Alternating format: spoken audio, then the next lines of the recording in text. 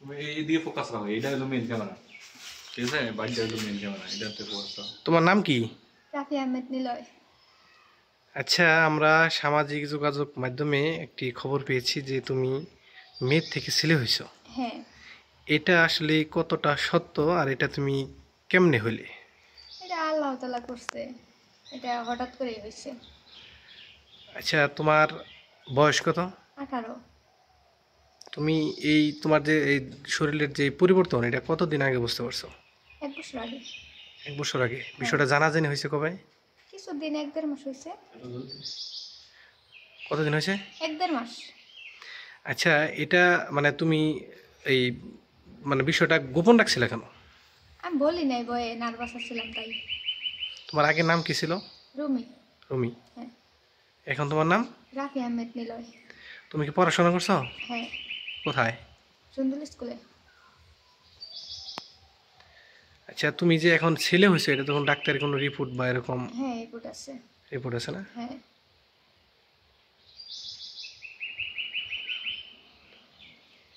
এটা তুমি, আমরা একটা জিনিস খবর পেয়েছি যে তুমি একটা মাজারে গেছিলে, এরকম একটা তথ্য।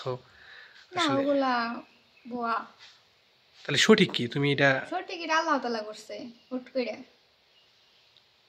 মানে তুমি তো তাহলে তো দুইটা জীবন তুমি মানে উপলব্ধি করছো আর কি, ছেলের হ্যাঁ, জীবন এবং দুইটা কি মেয়ে। জীবন। মানে তোমার কোন জীবনটা বেশি ভালো লাগতেছে আর কি? এটাই বেটার। মানে তোমার মধ্যে কোনো আনইজি বা এরকম কিছু না লাগতেছে না? না,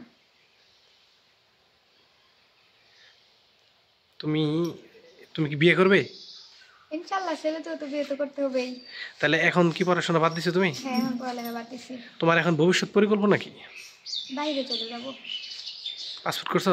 না, ড্রাইভিং শিখতেছি, তারপর আর কি শিখার পর পাসপোর্ট করে আর কি চলে যাব। আচ্ছা, তুমি যে এই যে মেয়ের থেকে ছেলে হইছো, এটা তোমার এলাকার মানুষ বিষয়টা কোনভাবে দেখতেছে, এবং তোমার পরিবারের লোকজন, তোমার মা বাবা যারা আছে, এরা আসলে তোমার এখন কোনভাবে দেখে বা তাহলে তো এদের? মানতে কষ্ট হয়েছিল, আল্লাহর রহমতে এখন তাদের মান্য নিছে, কিন্তু পুরো এলাকার লোকজন কেউ বাজে কমেন্ট করে, আবার কেউ মানে হাসি ঠাট্টা করে, আবার কেউ অবাক হয়ে থাকে, আবার কেউ বিশ্বাস করে না, আবার কেউ বিশ্বাস করে। এখন যদি কেউ বিশ্বাস না করে, আমার তো আর বিশ্বাস করানোর মতো ক্ষমতা নাই। আমার আল্লাহ তাআলা করছে, এখন হাসি ঠাট্টা করলে আমার এটা মানতে হবো, মজা করলে আমার মানতে হবো। আল্লাহ তাআলা যেহেতু করছে, আমার তো আর হাত নাই এখানে। তোমার এমনি দেহের অনেক পরিবর্তন আসছে না? হ্যাঁ, নিশ্চয়ই। আচ্ছা, তুমি যখন মেয়ে ছিলে তখন কি তুমি কারোর সাথে প্রেম করছো? না, কেউ তোমার অফার করে নাই? অফার করছে কিন্তু আমি রিজেক্ট করে দিছি। কিন্তু এখন তো তুমি ছেলের লাইফ প্রায় 1 বছর ধরে পার করতেছো, হ্যাঁ। এর মধ্যে তুমি কোনো মেয়েকে মানে প্রেমের অফার করো নাই বা কাউকে পছন্দ করছো, এরকম কোনো না, চিঠি বা এরকম কোনো না, মেসেজ না, না, দিছো কিনা? এরকম কোনো কিছু করি নাই।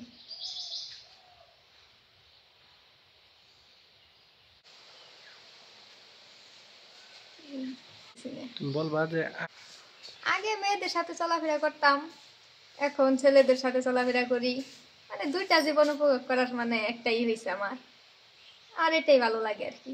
ওটার থেকে এটাই মনে হয় স্বাধীন জীবন। কোনো মানে মেয়েদের জীবন তুমি স্বাধীন এটা ভাবো নাই? না, ওইটা মানে আমি কি মানে সবসময় ঘরে থাকতাম, কার সাথে কথা বলতাম না, চুপচাপ থাকতে মানে আমি একটু মানে পছন্দ করতাম।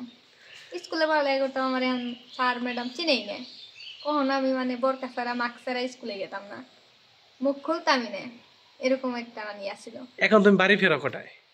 এখন বাড়িতে 8টা বাজে, 9টা বাজে, 10টাও বাজে, ঠিক নাই। মানে আগে তো এই জীবন যাপনটা তোমার ছিল না? না, আগে ছিল না। আগে ঘর থেকে বের হইতাম না, মানুষের সামনে গেতাম না, মানে আমার যে বাড়ির মানুষ তাদের সাথে দরকার পড়ে আমি কথা বলতাম না।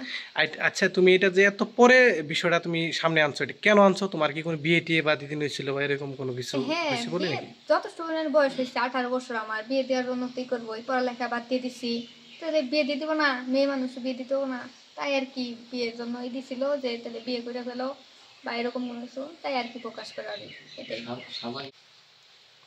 মানে এরকম ভাবে আর কি জীবনযাপন চলতেছে, ছেলেদের সাথে ঘোরাফেরা করি এরকম।